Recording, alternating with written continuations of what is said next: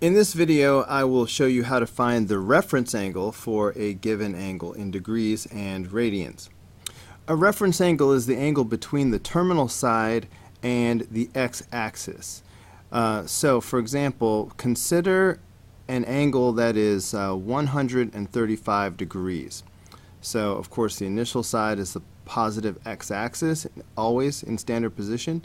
The terminal side is going to be here in the second quadrant. Okay, so I here have drawn an angle of 135 degrees. Okay, but the reference angle is going to be this angle right here. Okay, this angle in here is going to be the reference angle. So of course the total angle is going to be 180 degrees. So if I've gone 135 degrees so far, the reference angle is going to be 180 minus 135. So that's why in this case the reference angle is 45 degrees. Notice that the reference angle is always positive. Okay, so let's see, negative 260 degrees. So let's go ahead and draw the initial side. The negative direction is clockwise. So if I start going in the negative direction, first I get to negative 90, then I get to negative 180, and if I keep going around to here, that would be negative 270. But this is negative 260. So I shouldn't go quite that far. So my terminal side will be somewhere here in the second quadrant. Alright, so here's my sketch. And again, this is my negative 260 degrees. Now the reference angle is this angle right in here. Alright, between the terminal side and the x-axis. So we want to know how big that is. Now remember, if I had stopped here, this was negative 180 degrees. So the question is, how far apart are negative 260 and negative 180? Now as far as the difference between these two, we really can ignore the signs and just say, what's 260 minus 180? And that is going to be 80. Alright, and so that's it. So the reference angle is 80 degrees. Okay, and that's the angle that's right in between there. So let's keep going and do some more practice. Okay, let's talk about 330 degrees. Alright, here's the initial side, of course. This is a positive angle, so I'm going to go around in this direction, and this would be 90, 180, 270. If I went all the way back to where I started from, that would be 360 degrees. So 330 degrees is going to be, I'm going to stop short of doing that. Okay, so here is my sketch of the angle. So here we are at 330 degrees. The reference angle is this angle right here between the terminal side and the x-axis. So that's what I'm looking for. So as I mentioned, if I had kept going, I would have hit 360 degrees. So the question is, what's the angle between 330 degrees and 360? How far apart are they? Well, obviously that is going to be 30 degrees. All right. You know, technically 360 minus 330 is where you could get that 30 from. All right, but that's so common sense. 330, 30 degrees more, that's 360. Okay, now let's do the same thing with radians. Alright, to place this problem, this angle, on my circle, it would be really useful to know what 10 over 9 is approximately as a decimal. Obviously, it's something a little bit more than 1.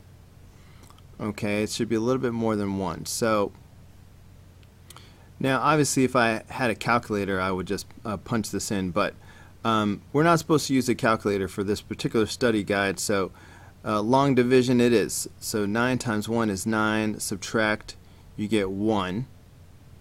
Okay, so I'm going to have to go ahead and drop that decimal point there. And so it happens again, 9 times 1 is 9, and you can just see this is going to repeat over and over again. So this is 1.1, repeating. Okay, so just keep that in the back of your mind. This is the same thing as negative 1.1 pi. All right, keep that in the back of your mind. Now, negative direction, so that means we're moving this way, clockwise around the circle. Let's go ahead and draw the initial side, like so. If I go to this position, this is negative half of pi. Remember, a semicircle is pi, so this is going to be like negative pi. In fact, just to make it more obvious, I'm going to go ahead and call it negative 1 pi. But right here, this would be negative half of a pi, so I could call it negative 0.5 pi. All right, that's half of a pi. And then to here, this is negative 1 pi. This is negative 1.5 pi.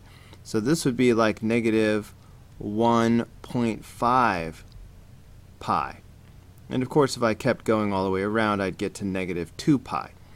But what matters now is that this angle is negative 1.1 pi. So that's going to be beyond negative 1 pi, but it will not get as far as negative 1.5 pi. So that's going to put it somewhere here in the second quadrant. Okay, so here we are at negative 10 pi over 9 right here. So the reference angle is going to be this angle right here, somewhere between negative 10 pi over 9 and negative 1 pi. So the question is, what is this angle? How far apart are these? So to find out how far apart they are, you should subtract. Now, you can ignore the signs when you're doing this subtraction. So I can just do 10 pi over 9 minus 1 pi. And, I need like denominators, so you know how we do things. Okay, because this would be like 1 pi over 1. To get like denominators, I'm going to multiply the numerator and denominator by 9. So that's going to give me,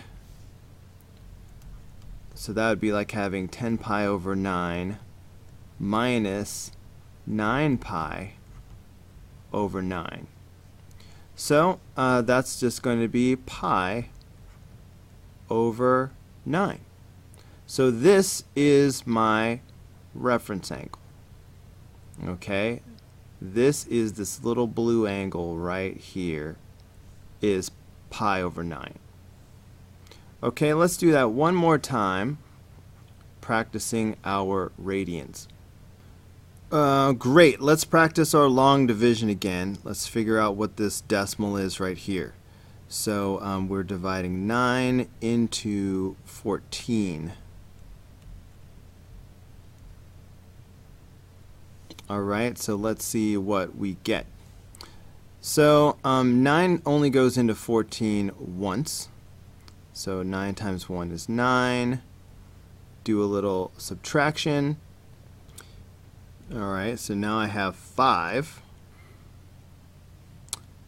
Alright, go ahead and bring down that extra 0. And so basically now you have 50. So the question is, how many times does 9 go into 50?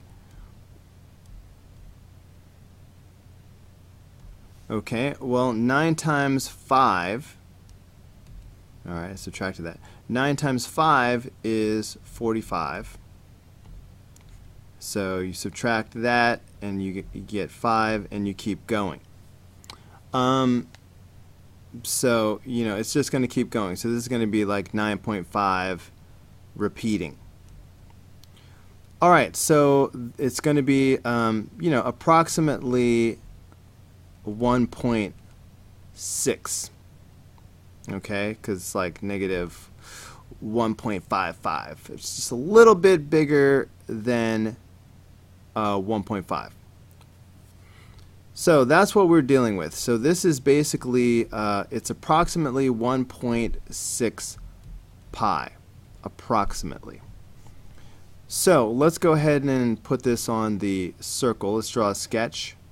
So here is our initial side. This is a positive angle, so we will be moving counterclockwise. So if I go to this first position, that's half of pi. Remember, a semicircle is pi. So this is 0.5 pi so far.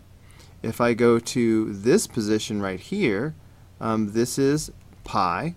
You know, it's like 1 pi. If I went down to here, this would be 1.5 pi. Okay, that's really close to what we have. Our angle is just going to be a tiny bit bigger than this. So we're just going to go a tiny bit beyond 1.5 pi. Okay, so our angle is here, okay, at approximately 1.6 pi. But here it is. Now, so here is our angle at 14 pi over 9.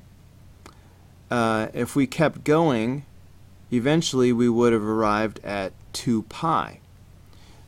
So that's important because our reference angle is going to be this angle right here. All right, it's between the terminal side and the x-axis. So we need to find out how far apart are 2 pi and 14 pi over 9.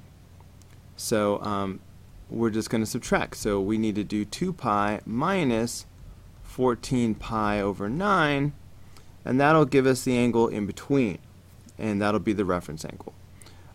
So look, we need like denominators though. So this is like having 2 pi over 1. So if I want like denominators, I'm going to have to multiply everything by 9.